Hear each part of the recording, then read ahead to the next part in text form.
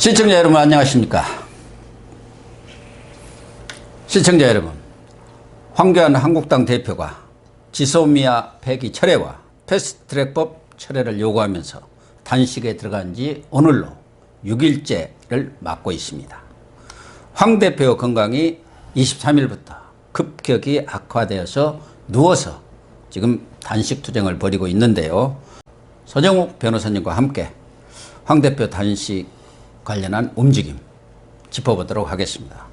서 변호사님, 예, 벌써 안녕하세요. 이제 6일째 아닙니까? 예. 그래서 지금 아주 누워서 단식할 정도로 건강 상태도 악화가 되고 있다는데, 서 변호사님 어젠가 다녀오셨죠? 어떤 상태입니까? 어제 그 청와대 단식 현장에 오후에 계속 있었고요. 예. 개인적으로는 이제 황 대표님이 제 사법연수원 때 예. 교수를 하셨거든요. 사제지간 아닙니까? 예. 그런데 저도 YS 단식부터 예. 수많은 데 단식을 봤는데 이렇게 칼바람이 부는 이런 추운 날씨에 이런 건 없었죠. 완전히 풍찬노숙 하듯이 예. 이런 데 야외에서 이런 경우는 처음이잖아요. 예, 그렇죠. 이런 경우는 하루가 저는 집에서 하는 일주일보다 더 힘들다 봐요. 그러겠죠. 실제 6일이지만 예. 뭐 다른 단식 20일보다 더 힘든 게 아닌가. 정말 건강이 걱정되고요. 오늘 황 대표가 이제 오늘 또 페이스북에 예. 글을 짧게 하나 올렸는데요. 아, 그래요? 좀 제가 한 구절만 소개하면 간밤에 성남 비바람이 차가운 어둠을 두드린다. 정말 비바람이 칼바람처럼 어제 한파주의보도 내렸거든요. 이런 데 성남 비바람이 엄청나게 춥잖아요. 차가운 어둠을 두드린다.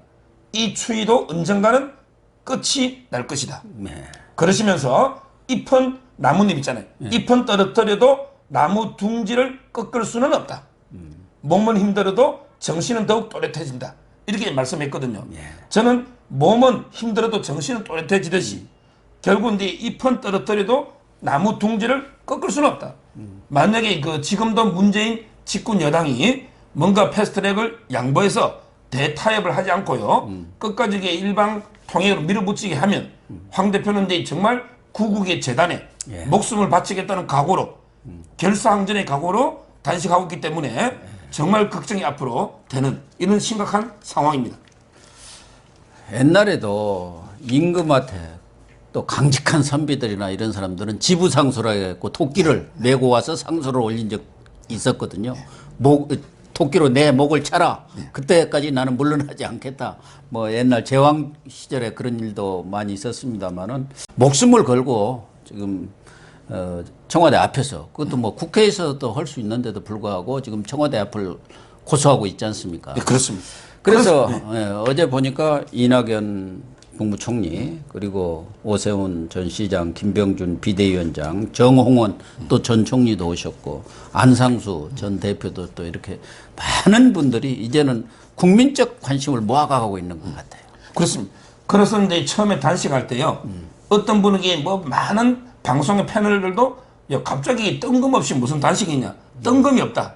이렇게 비판하길래 저도 이제 방송에서 그럼 이게 어떤 게 뜬금이 있는 단식이냐 하면서 지금 지소미아 파기 있잖아요. 이거는 이제 한미일 동맹이나 국가 안보를 위기에 빠뜨리고, 그리고 이제 선거법이나 공수처, 패스트트랙, 이것도 이게 얼마나 심각한 문제인데 이럴 때 단식 안 하면 언제 단식 하느냐, 이런 데 제가 반론을 편 적도 있고요. 또 어떤 분에게 황제 단식, 갑질 단식이라고 막 비판하지만 그거는 이제 현장에 안 가봐서 그래요. 현장에 가면 정말 비바람 막아주는 텐트도 제대로 없이 거의 바닥에 그대로 방치돼서 누워있는 이런 게 상태거든요. 이게 무슨 황제 갑질 단식이냐, 이런 게 비판을 하고요. 그 다음에 박사님 말씀하신 이낙연 총리, 처음에는 이제 올라다가 대화가 좀 어려우니까 안 온다 했는데 갑자기 예고 없이 와서 한 1분 정도 있다 갔는데요. 저는 왜 이낙연 이 사람 이게 와가지고 1분 만에 가야 됩니까? 그 바로 옆에 있는 문재인이가 봐야죠. 그 바로 옆에 있는 문재인이는 또 이게 부산에 아시안 정상회담 한다고 헬기 타고 갈 때, 그때 저도 청와대에 있었거든요. 그럼 이게 책임 있는 문재인이 직접 와서 대화를 한다든지 푼다든지 이렇게 풀어야지, 갑자기 이낙연이 오가 1분 있다가 돌아가면 해결이 됩니까? 저는 대통령이 좀 더 책임 있는 자세로 이 문제 해결을 위해 노력해야 된다, 이래 봅니다. 근데 황교안 대표도 이낙연 총리한테 내 뜻을 전달해 달라. 또 이낙연 총리도 이렇게 단식을 하는 충정을 이해한다. 하면은 이낙연이가 가서 문재인한테 이거 받아들여야겠습니다. 이렇게 할까요? 안 하죠. 근데 왜 그렇게 해야 됩니까? 문재인이가 100% 얻은 대통령입니까? 문재인이 이게 41% 얻어서 이게 대통령 하잖아요. 예. 연동형 비례제는 국민이 얻은 대로 의석수 나누자면서 그럼 이게 대통령의 권한도 국민이 얻은 표대로 권력을 나눠야죠. 본인이 41% 얻었으면 본인 반대한 사람이 이게 59% 국민이 있어요. 그 국민을 철저하게 무시하고 이렇게 비협조적으로 협치를 안 하고 이게 독재례가 말이 됩니까? 본인이 저는 아무리 이게 대통령이지만 그렇게 청와대 앞에서 이렇게 풍찬 노숙하면서 고생하시는 야당의 대표가 왔다. 그렇다면 이게 본인이 직접 가서 한 번 이렇게 고생한다고 어루만치고 뭔가 대화를 풀어보자. 이런 이게 움직임이 왜 안 됩니까? 왜 본인은 총리를 1분간 딱 대신 보내서 그렇게 전달받아야 됩니까? 뭐 대통령이 황제입니까? 옛날처럼? 그거 아니잖아요. 저는 그래서 이게 대통령의 태도가 아쉽다는 거예요. 지금 뭐 황제처럼 이렇게 지내고 계시고 생각도 지금 황제가 된 거 아닌가요? 그런데 아마 황 대표 입장에서는 좀 섭섭한 분이 있을 것 같아요. 다른 사람 자체적으로라도 이종걸 의원은 경기고 동기동창 아닙니까? 또 뭐 박지원 의원은 하도 원래부터가 뭐 쓴소리를 많이 하고 좀 이상한 소리를 많이 하시는 분이니까 그렇다 하더라도 그런 것은 좀 섭섭할 거예요. 이종거리가 제일 문제죠. 지금 이게 본인의 글을 싹 바꿔놨어요. 아, 그래요? 처음에는요. 누님 모시고. 처음에는 이게 나경원 원내대표 명의로 쓴 것처럼.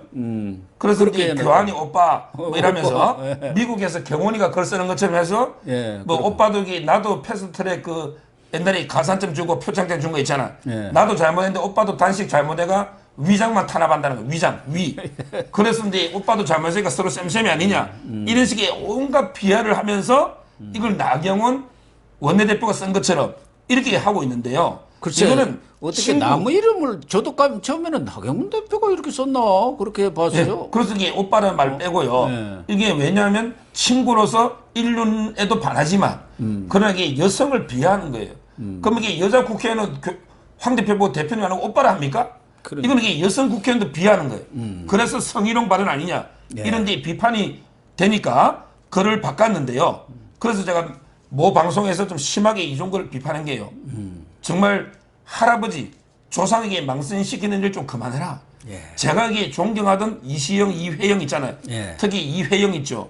이분에게 육형제인가 전재산 지금 치면 600억이 넘는 돈을 팔아서 그 신흥무관하고부터 독립운동 하시는 분이잖아요. 예. 근데 그렇죠. 손자가 진짜. 이런 망나니 짓도 아니고 이런 짓을 하면 그럼 이게 자유우파 국민들이 그 할아버지를 누가 존경하겠어요?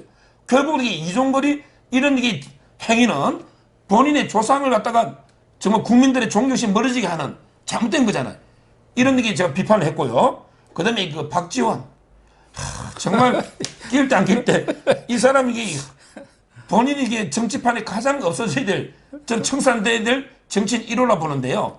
홍준표 대표가 전 대표 말은 한번 잘했어요. 여의도의 요물이다. 뭐 이렇게 평가를 했는데. 근데 뭐 본인 소신이 뭐 단식이라든지 또는 사퇴라든지 삭발이라든지 뭐 이게 없어지린다. 이것까지는 뭐 또 이해를 하겠어요. 예. 근데 그 이후에 그 인간적으로 모독하는 옛날에 뭐 DJ나 본인들 모시던 분은 단식 안 했습니까? 와이스나? 그때는 이게 한마디도 없더니 갑자기 이렇게 비인격적으로 모독하는 이런 건 정말 이게 그 문제가 있다. 그러기에 황 대표가 나를 단식을 폄하하는 사람도 전부 안고 용서하겠다 했기 때문에 제가 더 이상의 비판 안 하겠습니다. 어쨌든 황 대표로서는 크게 보면은 하나는 지소미아, 하나는 패스트 트랙법 처리 아닙니까? 지소미아는 결과적으로 뭐 황 대표도 지소미아를 연장하는데 일정 부분 기여를 했다고 이렇게 뭐 청와대까지도 그렇게 평가를 하고 있는데 가장 핵심은 선거법, 공수처법 이거 철회거든요. 그래서 황 대표의 뭐 가장 이번 단식의 제일의 목표는 그거 아니겠습니까? 그렇습니다. 그런데 이 부분에 관해서는 지금 아직까지는 민주당도 그렇고 청와대도 그렇고 여지부동인 것 같아요. 지금 27일 날 선거법은 본회의 부의가 되고 공수처법은 12월 3일 이렇게 부의가 되는데 이 부분에 관해서는 나경원 원내대표도 협상의 끈은 놓지는 않겠다. 그런 얘기를 하고 있어요. 뭔가 협상의 여지가 있는지 어쩌는지는 모르겠지만 어떻게 될 것 같습니까? 이게 중요할 것 같은데요. 일단은 이제 그 지소미아 부분은요. 뭐 또 청와대에서 이제 이거 뭐 원칙이 있는 외교의 승리라고 자화자찬했지만 그거는 이제 말도 안 되고요. 결국 지소미아 종료를 철회한 거 있죠. 뭐 이게 조건부 철회가 아니고요. 미국에서 보면 완전 철회한 거예요. 1년 연장된 거고요. 현실적으로 그럼 이게 지소미아는요. 결국 이제 미국의 반대도 있었고, 그다음에 군대에서도 반대했고요. 군에서도. 그리고 저는 황교안 대표의 단식도요. 상당히 기여를 했기 때문에 결국에 문재인이가 국민 앞에 굴복한 거예요. 베끼든 거죠. 베끼든 거죠. 그래서 지소미아 종료 그래 보고, 그러면 이제 그 선거법하고 이제 그 공수처 있죠. 이 부분은 이제 그 지금 국회의장 있잖아요. 문희상이가 결국 두 개를 동시에 통과시키겠다. 12월 3일 이후에 이렇게 공언하고 있고. 근데 문제는 한국당이 할 수 있는 거는 필리버스터는 있어요. 결국 이제 끝까지 그렇죠. 우리 저지하는 그러면 이게 필리버스터를 종료시키려면 또 이게 5분의 3이 필요하거든요. 현재 그 정도 방법이 있는데 그렇다 해서 이게 그 완전히 필리버스터로 막을 수는 없어요.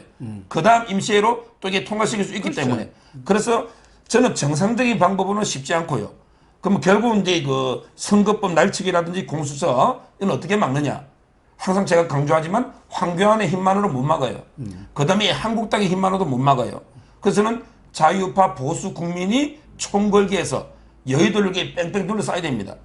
여의도를 10겹, 100겹, 1000겹 이렇게 자유파가 여의도에 뭐 100만이 모여가지고 야 선거법 날치기 통과하지 말라고 이렇게 시위를 하면 과연 이게 민주당이든 정의당이든 어떻게 그 국민의 요구를 무릅쓰고 날치기 되겠습니까?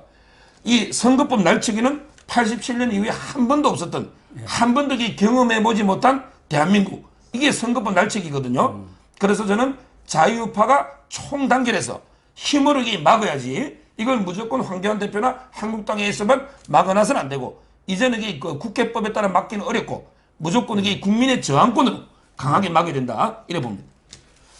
그런데 지금 우선 뭐 공수처법이 처리가 되려면 그와 연계된 선거법이 처리가 돼야 할 거란 말이에요. 지금 나머지 군소 야당들 2중대 3중대라는 데는 뭐 공수처법은 관심 없고 선거법에 관심 있는 거 아닙니까? 그렇습니다. 그런데 현재처럼 비례 75, 225 지역구 할 경우는 뭐 민평당이라든가 또 뭐 바른미래당 뭐 이런 데서 합의를 해줄 리가 없지 않습니까? 그렇습니다. 그래서 선거법 자체가 저는 처리가 좀 어렵지 않, 이미 물 건너간 거 아닌가 하는 생각도 들어요. 그게 제가 희망을 가지고 있는 부분이에요.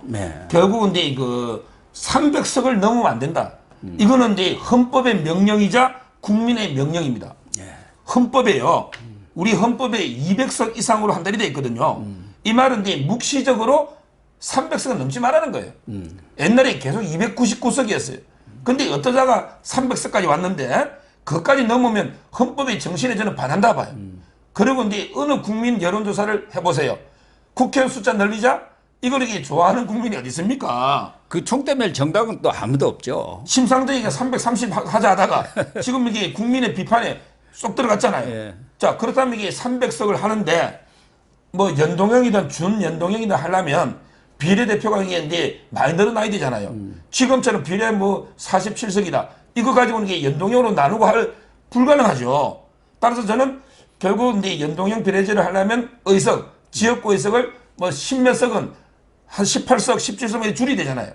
근데 자기 지역구 없애는데 찬성할 사람이 누가 있겠어요? 민주당 내에서도 지금 반대파가 꽤 있어요. 지금 이제 그거는 자기 지역구에 목숨이 달리는데 지도부 말 안 듣죠. 근데 문제는 18개 지역구 없애면요. 18명만 반대합니까? 인접 지역구에 또 떨어져 나가는 사람도 있을 거 아니에요. 그렇다면 이게 한 3, 40명이 반대할 수도 있거든. 곱하기 2로 봐야 돼요. 따라서 제가 희망을 가지는 부분은 결국 이제 준연동형 비례제 되려면 지역구를 대폭 감소해야 되고 그렇다면 이게 의원들의 투표에서 부결되지 않겠는가 이런 데 그 생각을 하고요. 그래서 요즘 나오는 게 한 3석 정도 조리가 대충 타협하자. 이런 게 말도 많이 나오거든요. 250, 50 이렇게 하자는 거 그런 게 하자마자 허지를 말해. 소리라고 이렇게 1년 동안 나라를 완전히 흔들어 놓고 그거야말로 이게 태산명동의 서일필 아닙니까? 그래서 저는 상당히 그 선거법이 어려우면 공수처도 물 건너간다. 이렇게 희망적으로 보고 있습니다. 여당은 선거법은 그냥 250대 50으로 해갖고 그냥 형식만 갖춰서 현재대로 유지하고 이것도 했으니까 공수처를 처리하려고 그러거든요. 문제는. 그 민주당은 이제 공수처가 4월이 걸리고 예. 선거법은 오히려 무산되는 게 불감청 고소원 감히 무산시키자 말은 못해요. 예, 그러니까. 공수처 때문에. 그러나 가장 좋은 거는 민주당은 공수처는 통과하고 예. 선거법은 이제 무산시키는 이게 되는데 근데 그래서 한꺼번에 처리하자. 그럼 이게 뭐 2중대, 3중대들은 바보입니까? 본인들에게 당하고 있지 않잖아요. 그래서 서로 대립하다 보면 결국 둘 다 물 건너간다. 이래 보이는 거예요. 어쨌든 뭐 황교안 대표로서는 이렇게 추운 날씨에 좀 목숨을 건 단식 농성을 하고 계시는데 상당히 얻은 것이 저는 꽤 많지 않냐 하는 생각이 들어요. 뭐 본인으로서는 정말 어려운 경우를 당하고 있지만 어떻게 보세요? 저는 항상 말하지만 크게 그 세 가지를 얻었다고 보는 게 예. 항상 투쟁, 쇄신, 저는 통합이라 보거든 리더십. 예. 첫째는 이제 이거 투쟁요. 황 대표님이 이제 그동안 너무 약하다.